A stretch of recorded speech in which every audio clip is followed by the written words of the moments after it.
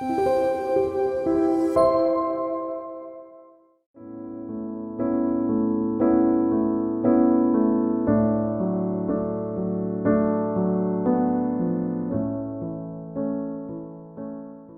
시간 우리 믿음의 고백을 하나님께 드림으로 말씀 앞에 나가도록 하겠습니다. 하나님 나를 사랑하신다. 하나님은 내 인생에 크고 비밀한 계획 가지고 계신다. 하나님은 오늘도 나와 동행하셔서 그 계획 이루어 주신다.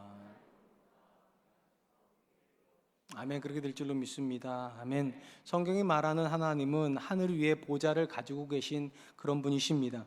성경에서 사람과 하나님을 비교를 할 때 땅과 하늘이라고 하는 은유를 자주 사용하는 이유가 바로 여기 있습니다. 하나님은 피조물인 사람과 근본적으로 다른 존재이시기 때문에 사람이 도무지 도달할 수 없는 하늘에 계시는 분이라는 것입니다. 근데 특이한 것은 하나님께서 그분의 보좌를 하늘에 가지고 계시지만 하나님이 거하기를 원하셨던 공간은 하늘이 아니라 사람들이 거하는 땅이었다는 것이 성경의 기록입니다. 우리가 잘 아는 것처럼 하나님께서 아담과 하와를 창조하시고 또 많은 피조물을 이 땅에 두신 다음에 하나님께서 하늘의 보좌로 올라가신 것이 아니라 에덴 동산에서 사람과 동행하셨다는 사실이 이 사실을 분명히 보여줍니다. 하나님은 사람 가운데 있고 싶어 하셨습니다. 문제는 사람이 하나님과의 동행을 싫어함으로 범죄하여서 하나님과의 동행은 일시적으로 중단이 되게 됩니다. 그럼에도 불구하고 하나님께서 사람과의 동행을 포기하지 않으셨다는 것이 성경의 기록입니다. 이것을 어떻게 알 수 있는가? 하나님께서 아브라함으로부터 다시금 이스라엘이라는 민족을 시작하시고 그들에게 매우 독특한 공간을 하나 만들려고 하시는데 그게 바로 성막입니다. 성막이 특별했던 이유는 성막 안에 지성소라고 하는 공간이 존재했기 때문입니다. 이 지성소는 사람이 거하는 공간이 아니라 오직 하나님만이 거주하시는 공간입니다.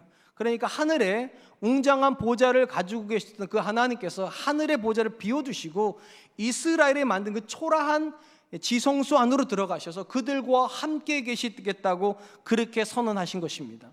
물론 이후에 이동형이었던 성막이 고정형이 성전으로 바뀌긴 하지만 근본적인 구조는 똑같습니다. 성전 안에도 지성소가 존재했기 때문입니다. 하나님께서 구약의 역사를 통하여서 오고 오는 세대에게 보여주셨던 가장 분명한 메시지가 있다면 하나님은 우리 가운데 거하기를 원하신다는 것입니다. 이 사실은 구약이나 신약이나 불변한 사실입니다. 문제는 하나님의 이런 바람이 번번이 사람의 죄악 때문에 어려움을 겪는다는 것입니다.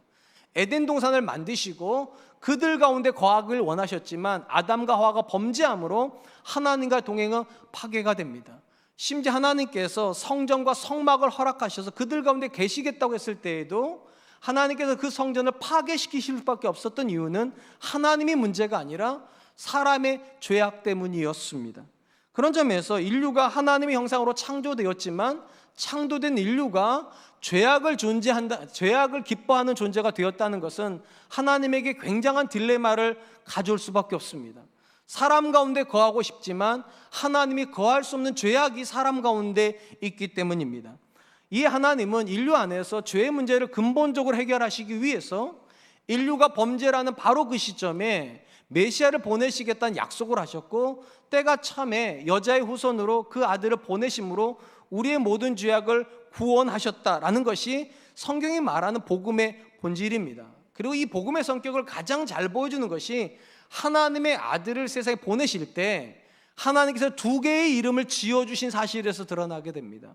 우리가 잘 아는 것처럼 하나님의 아들은 예수라고 하는 이름으로 불려지게 됩니다. 이를 번역하면 하나님께서 자기 백성을 저희 죄에서 구원하신다는 뜻을 가지고 있습니다.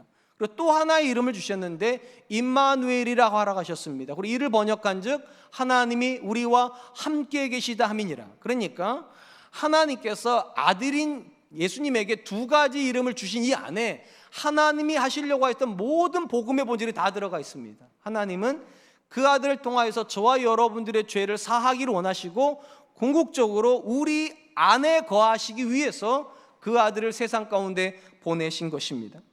오늘 본문의 말씀은 하나님께서 예수님을 이 땅에 보내신 사건에 대한 사도 요한의 신학적인 해석이라고 이해하면 좋을 것 같습니다. 요한 사도는 예수님께서 이 땅에 오신 사건을 매우 독특한 방식으로 표현을 합니다. 그게 14절 말씀입니다. 말씀이 육신이 되어 우리 가운데 거하심에 우리가 그의 영광을 보니 아버지의 독생자의 영광이요 은혜와 진리가 충만하더라. 요한은 그의 복음서를 시작을 하면서 말씀이 하나님과 함께 있었고 이 말씀이 곧 하나님이라고 선언했습니다. 그런데 오늘 본문에서는 하나님이신 그 예수님께서 우리 가운데 오셨는데 어떤 방식으로 오셨다고 말씀하시는가? 말씀이 육신이 되는 방식으로 오셨다 기록을 합니다. 우리는 이것을 신학적으로 성육신이라 그렇게 부릅니다.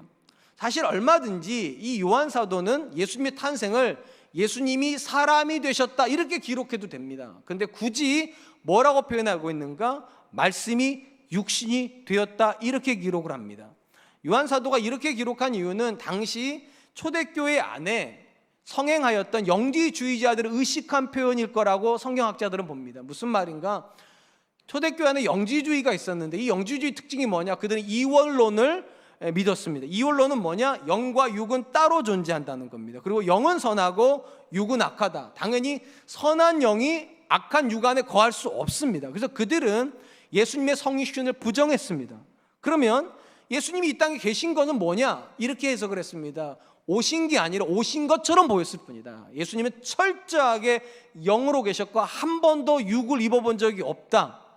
근데 예수님의 제자였던 사도 요한은 이 부분을 동의할 수가 없죠. 왜냐하면 이 사도 요한은 예수님과 3년을 동고동락을 했습니다. 같이 먹었고 같이 걸었고 같이 교제를 했는데 분명히 예수님을 만졌는데 자기가 육신으로 만났던 그 예수님을 영지주의자는 뭐라고 말하는가? 아니라는 거예요. 그렇기 때문에 이 본문에다가 못을 박아놓은 겁니다. 말씀이신 예수님이 육신을 입고 이 땅 가운데 오셨다. 요한의 이런 기술은 매우 의미가 있습니다. 앞에서 제가 말씀드렸듯이 요한은 예수님을 말씀이라고 했고 이 말씀이 곧 하나님이라고 그랬습니다. 그 말은 예수님은 가장 하나님과 동일하신 분이십니다. 완벽하게 하나님이세요. 근데 이 본문에서 또 뭐라고 말하는가? 완벽한 하나님이신 예수님께서 또 완벽한 우리처럼 육신을 입은 사람이 되었다. 그렇다면 왜 성부 하나님과 동일하신 하나님이셨던 예수님께서 우리와 똑같은 사람이 되셔야만 했을까? 이게 복음이 우리에게 던져주는 질문입니다. 왜 하나님은 예수님을 사람으로 보내셔야만 했을까? 우리가 이 사실을 이해하려면 구약 성경에서 하나님께서 제정해 놓으신 죄사함의 원리를 좀 이해할 필요가 있습니다. 하나님 구약의 율법을 통하여서 분명히 뭐라고 선언했는가? 모든 죄는 오직 피로 사함을 얻는다. 그러니까 죄가 용서받기 위해서는 피가 흘려져야만 합니다. 그리고 이거를 합쳐놓은 게 제사제도입니다. 한 존재가 하나님께 제사로 올 때 그냥 올 수 없습니다. 자기를 대신해서 죽어야 되는 흠없는 어린 양이나 염소나 또는 하나님이 허락하시는 짐승을 가지고 와서 자기 대신에 피를 흘리게 해야지만 용서를 받아 하나님 앞에 제사를 드릴 수 있습니다. 문제는 무엇인가? 동물이 흘리는 이 피는 완전하지 않아서 잠시 한 사람의 죄를 덮어줄 수는 있어도 해결을 못한다는 거예요. 그래서 동물의 피를 가지고 제사를 드리지만 성전을 나가는 순간 여전히 또 죄를 짓게 되는 것입니다. 해결된 것이 아니기 때문에. 이에 하나님은 근본적으로 사람의 죄를 해결하기 위해서 계획을 세웠는데 그 해결하는 계획이 메시아를 이 땅에 보내시는 것입니다. 그래서 예수님을 이 땅에 보내시게 되는 것입니다. 성경 원리대로 한다면 누군가가 한 사람의 죄를 위해서 죽으려면 그는 반드시 흠이 없어야만 합니다. 이걸 보여주는 게 흠없는 어린 양의 개념입니다. 근데 이 땅에 오는 존재 중에 흠이 없이 오는 존재는 없습니다. 왜냐하면 모든 사람은 다 치우쳐 하나같이 범죄했다는 게 성경의 기록입니다. 그러니까 사람은 사람의 죄를 근본적으로 해결하지 못합니다. 그럼 누구만이 해결할 수 있는가? 오직 하나님만 해결할 수 있죠. 왜냐? 하나님만 흠이 없으시니까. 또한 하나님께서 정하신 규례가 있다고 말씀드렸어요. 모든 죄는 피로만 사해져야 됩니다. 그럼 피는 누가 가지고 있는가? 육신을 가진 사람만이 가질 수 있습니다. 그래서 가장 흠이 없으신 하나님이 가장 우리답도록 피를 가지고 있는 사람으로 이 땅에 오셔서 하나님이시지만 사람을 위해서 피를 흘려주셨다.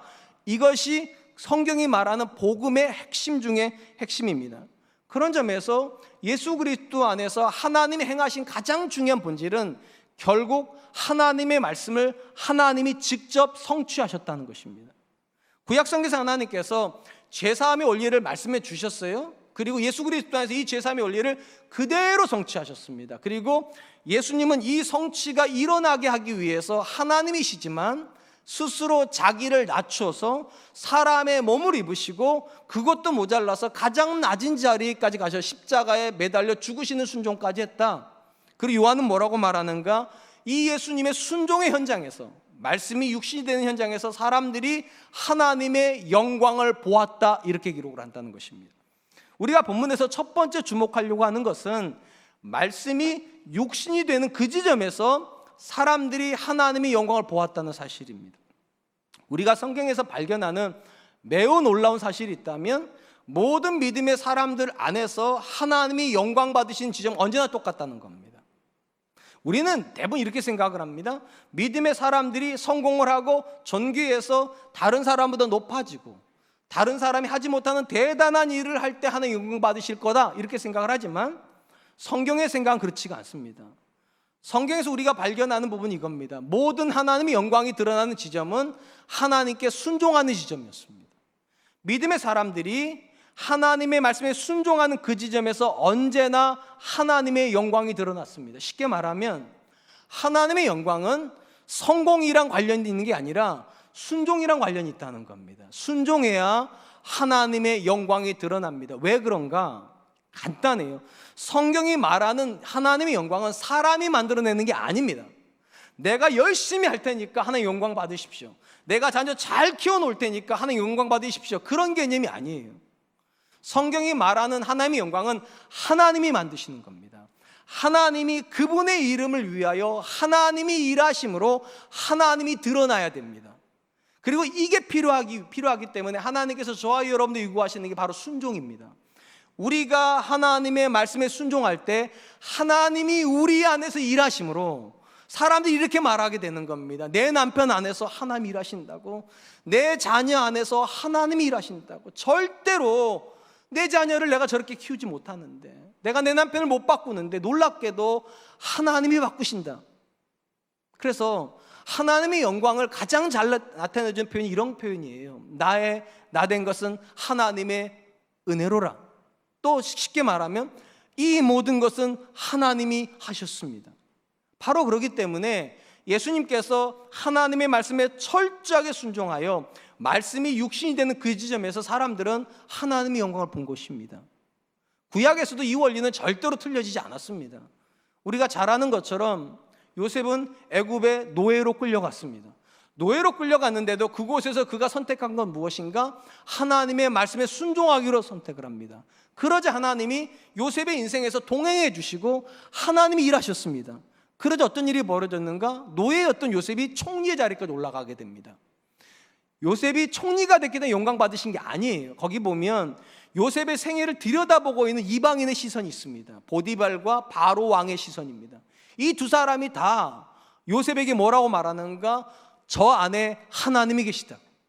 하나님의 지혜가 너처럼 충만한 사람이 어디 있냐? 이렇게 말을 해요. 그래서 하나님이 영광 받으신 겁니다. 다니엘도 마찬가지입니다. 다니엘이 포로로 바벨론에 끌려갑니다. 그곳에서 그도 역시 똑같이 하나님께 순종하는 결정을 합니다.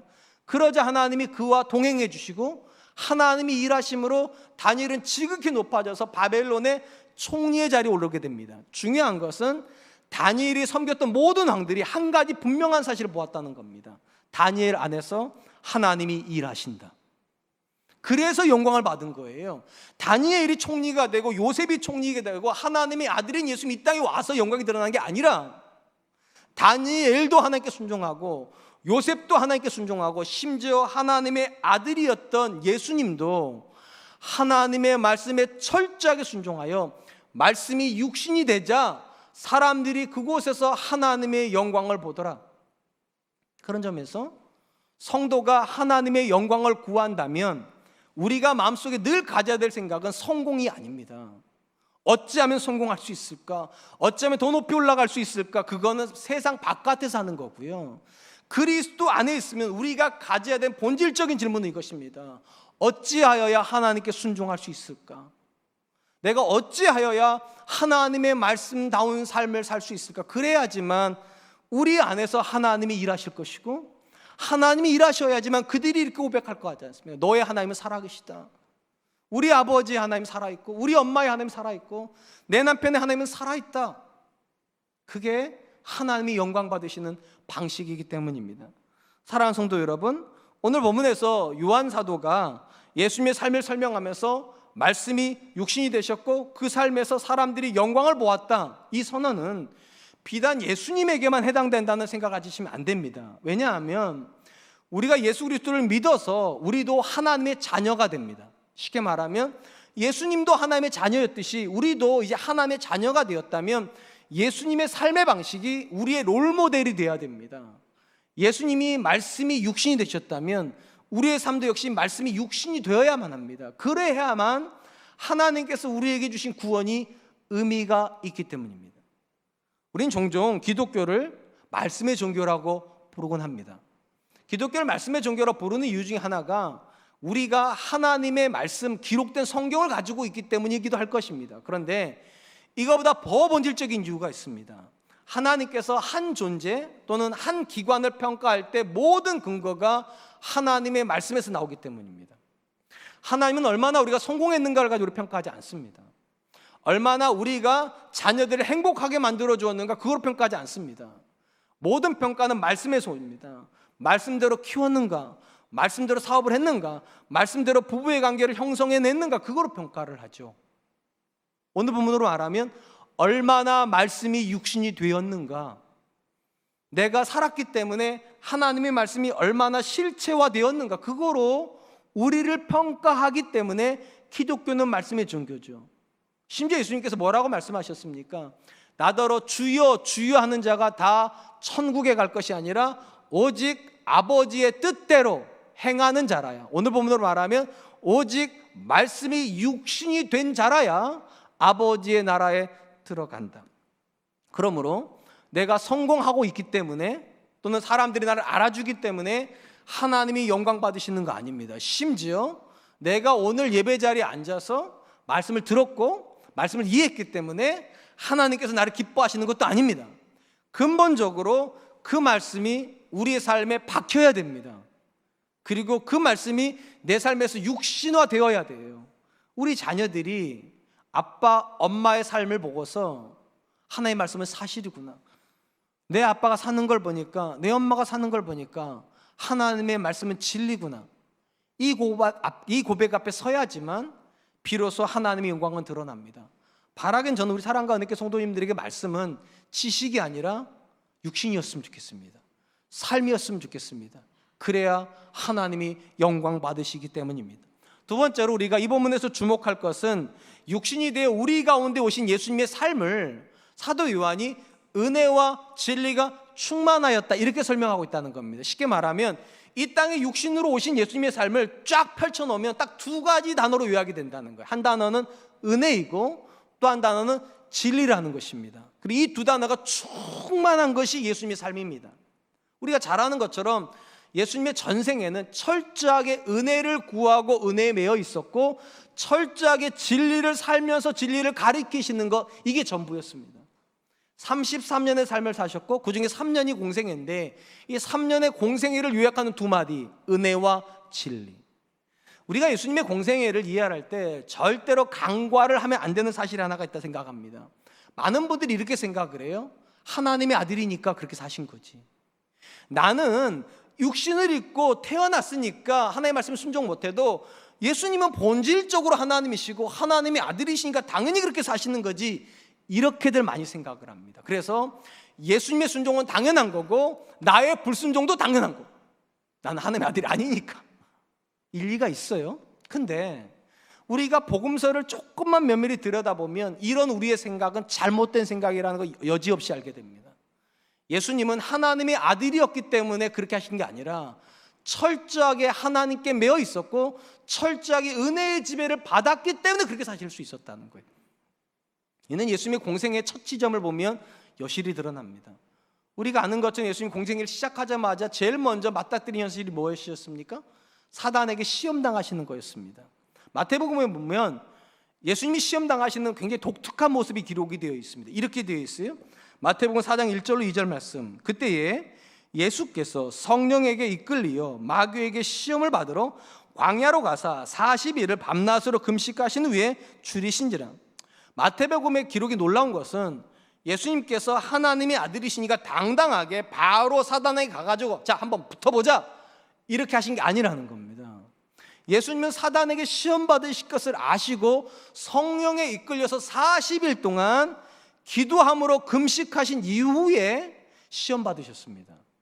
그리고 이기셨습니다. 무슨 말이냐?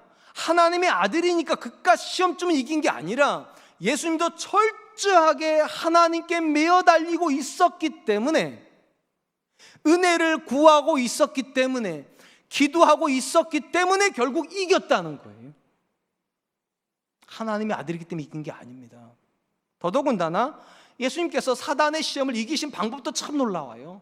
엄청난 권세를 가지고 불을 쏟아붓거나 또는 이적을 행하거나 놀라운 사건을 행함으로 마귀를 이긴 게 아니라 오직 말씀으로 이기셨습니다.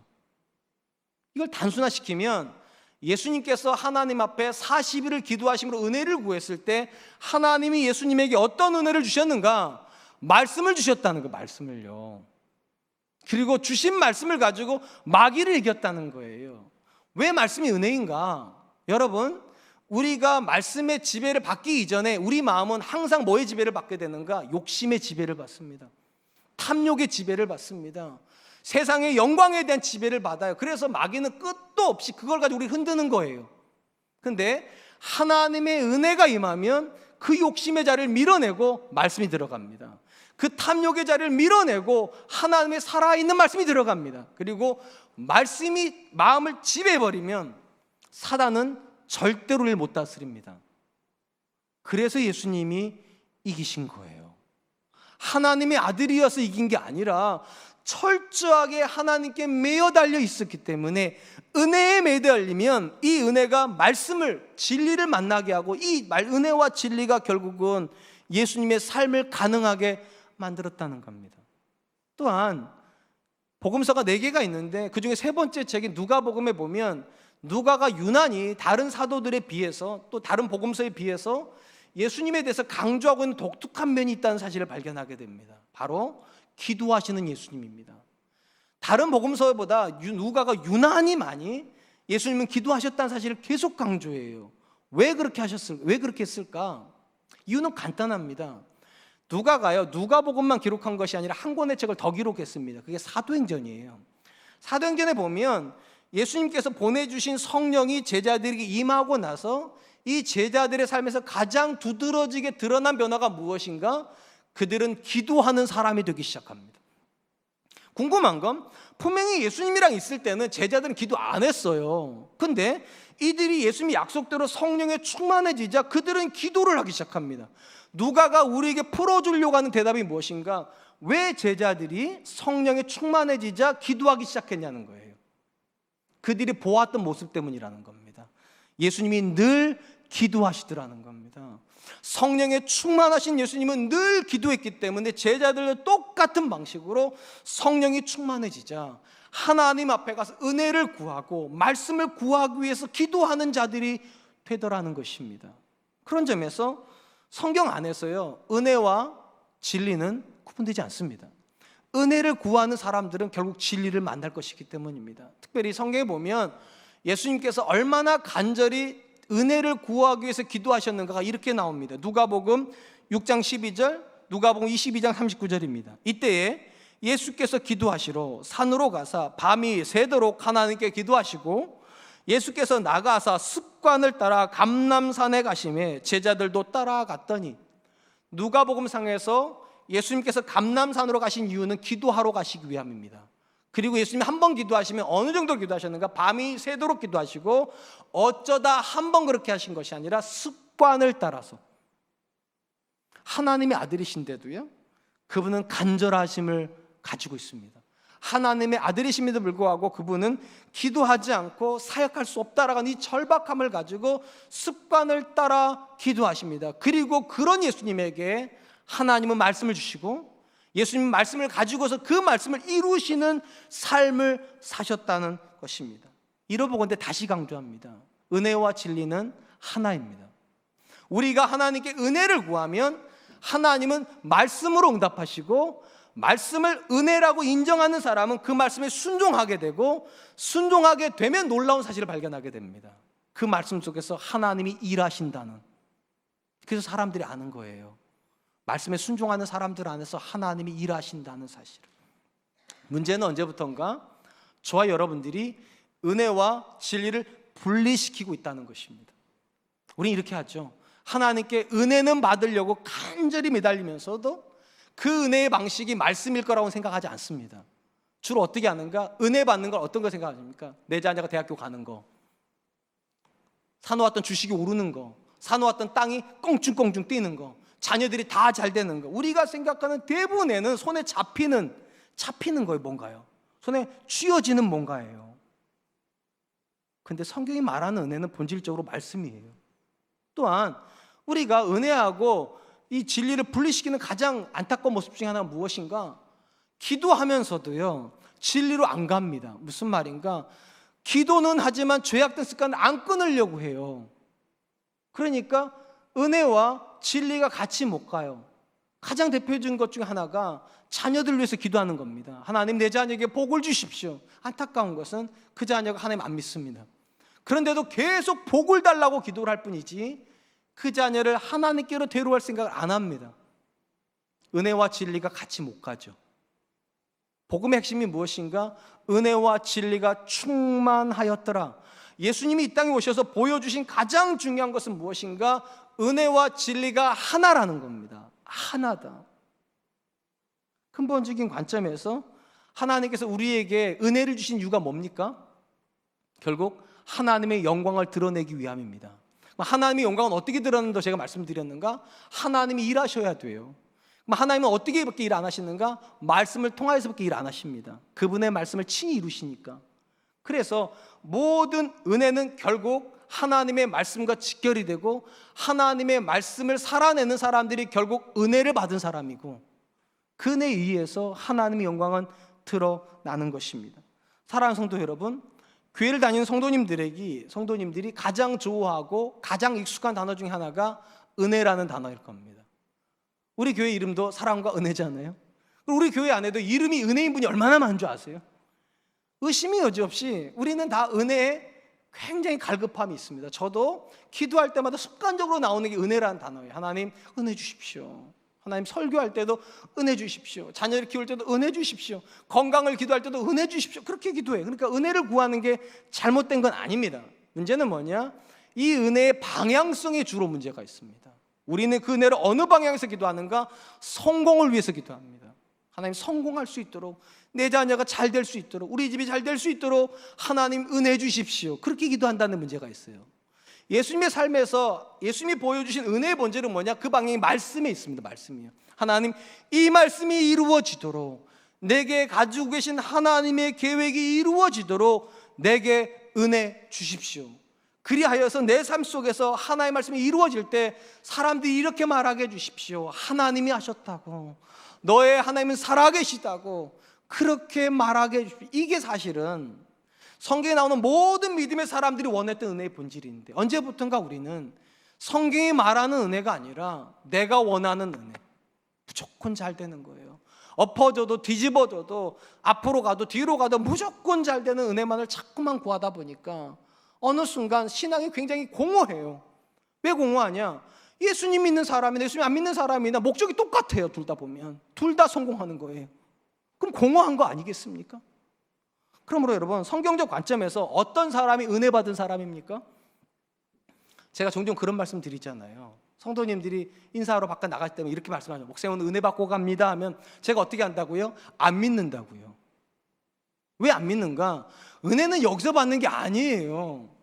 은혜는 여러분의 삶의 현장에서 받는 겁니다. 뭐가 은혜 받는 건가? 말씀에 순종하면 은혜 받은 겁니다. 말씀에 순종하면, 왜 순종하면 은혜 받는가? 살아보면 다 알아요.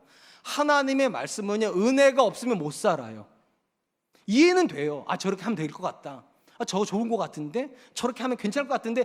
여기서는 이해가 돼서 고개도 끄덕이고 그게 은혜라고 생각돼서 나가면서 은혜 받았다 말하지만 막상 집에 가서 그 왼수 같은 남편 보는 순간, 죄송해요, 왼수 같은 아내도 있는데 왼수 같은 자식도 있고, 딱 보는 순간 알아요. 안 되겠구나, 이건 안 되겠다, 다음번에 하자.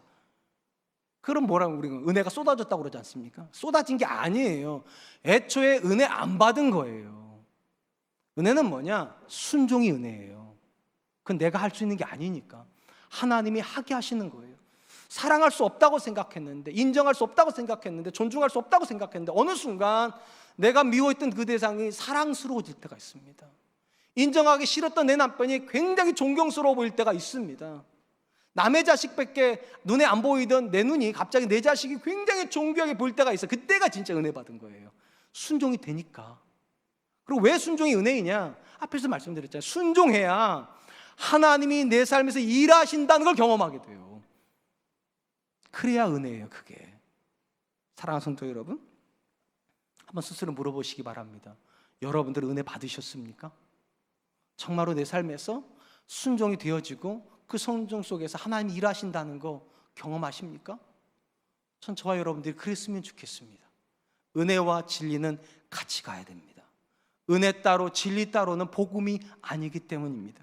마지막으로 본문에서 우리가 주목하려고 하는 것은 하나님께서 예수님을 통하여서 주시려고 하는 은혜가 어떤 성격을 가지고 있는가입니다.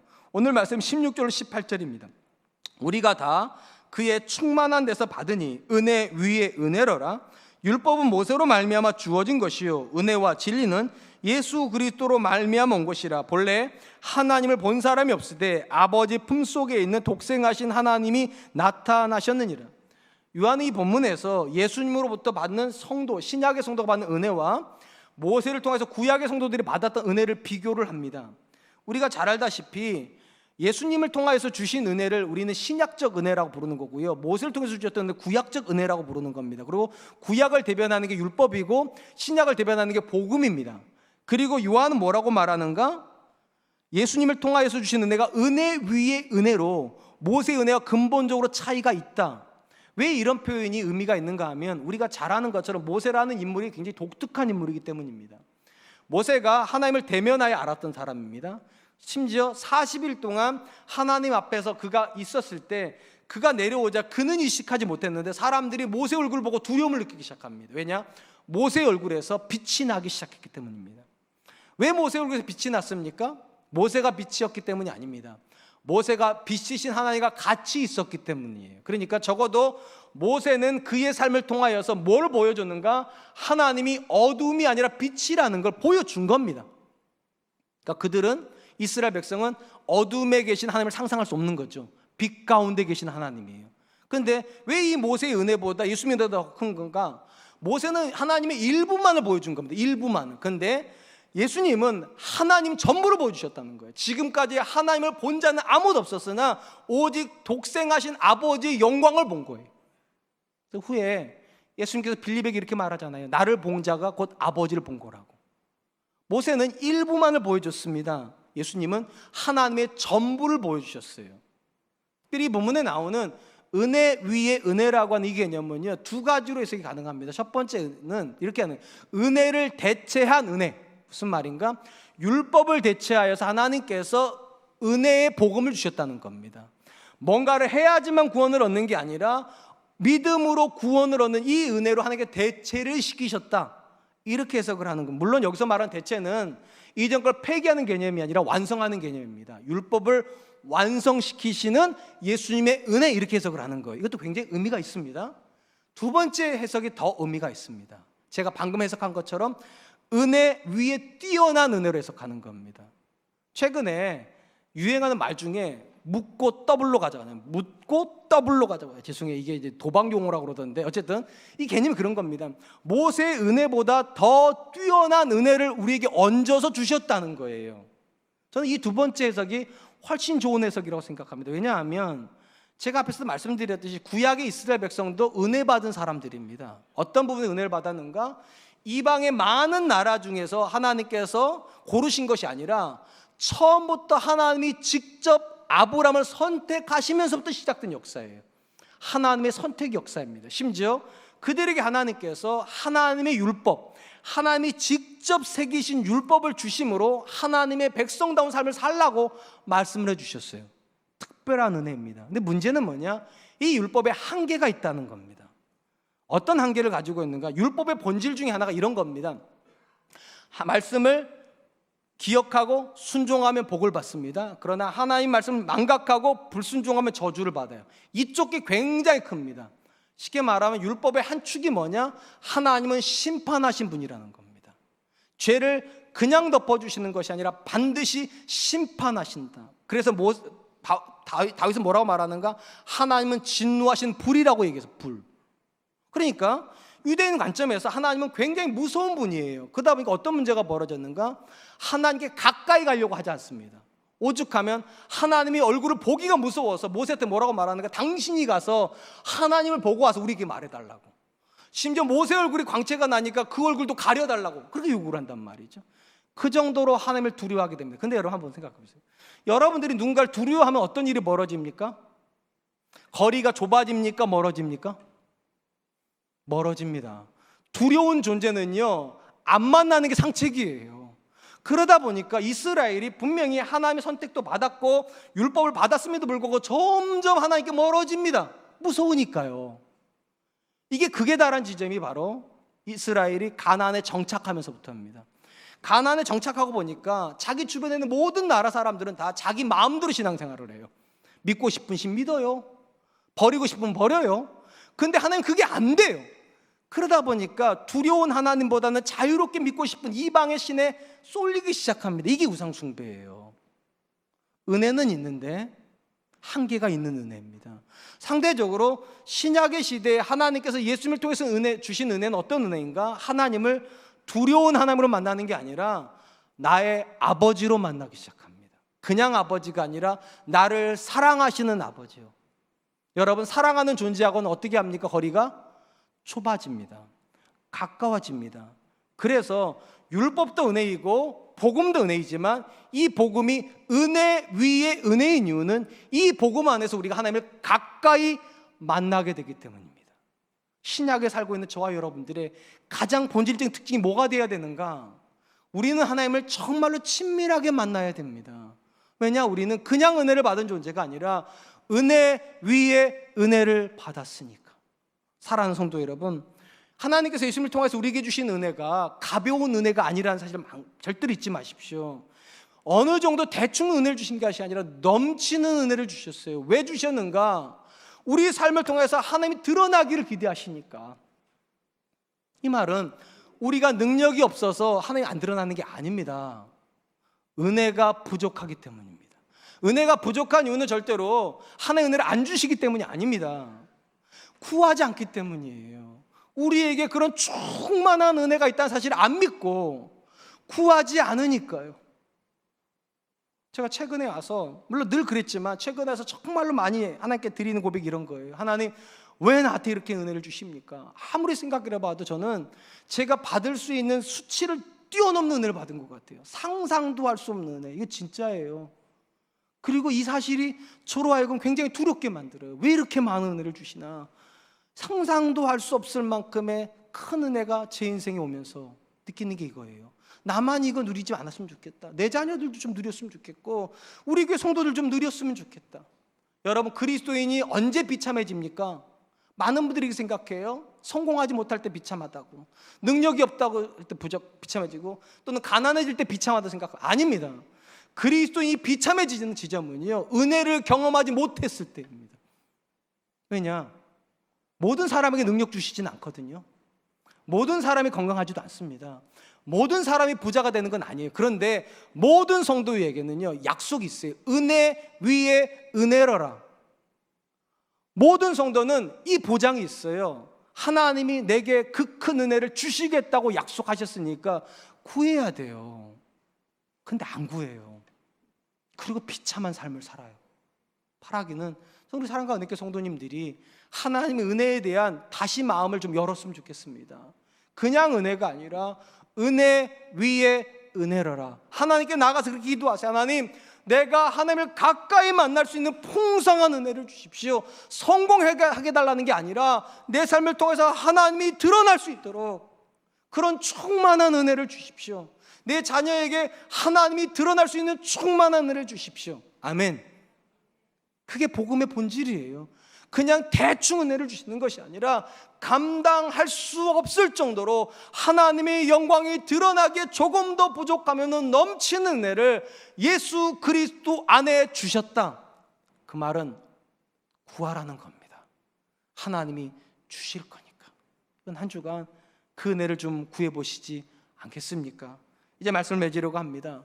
성경이 말하는 복음의 핵심은 하나님의 아들인 예수님이 이 땅에 오셨다는 것입니다. 그리고 오늘 본문에서 요한은 이 사실을 세 가지로 설명해 줍니다. 첫 번째, 그냥 오신 것이 아니라 말씀이 육신이 되어서 오셨고, 말씀이 육신이 되었기 때문에 하나님의 영광이 드러났다.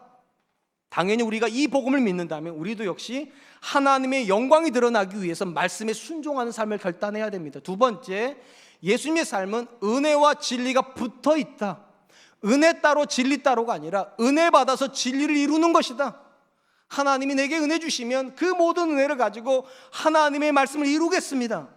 마지막 세 번째, 하나님이 주시는 은혜는 값싼 은혜가 아니라 은혜 위에 은혜다. 우리가 부족해서 하나님의 영광이 드러나는 게 못하는 게 아니라 얼마든지 하나님의 영광을 드러낼 수 있는 은혜를 하나님이 예수 그리스도 안에 예비해 놓으셨다. 그러니까 구해야 돼요. 하나님, 내게도 그 풍성한 은혜 위에 은혜를 부어 주십시오. 이번 한 주간 그 복음을 붙잡고 기도한 저와 여러분 되시기를 주님의 이름으로 축원드리겠습니다. 이 시간 우리 하나님 앞에 들은 말씀을 기억하면서 세 가지를 기도했으면 좋겠습니다. 하나님, 말씀이 지식으로 머물지 말고 말씀이 육신이 되게 해주시고 순종함으로 하나님의 영광이 드러나게 해주십시오. 두 번째, 은혜와 진리가 따로 분리되는 사람이 아니라 은혜와 진리가 연결이 되고 하나님께서 내게 주시고 우리에게 주시겠다는 은혜가 크고 비밀한 은혜 위에 은혜를 하셨사오니 그 은혜를 열망하고 구하는 사람 되게 해주십시오. 우리 같이 한 번만 기도하겠습니다. 기도합니다.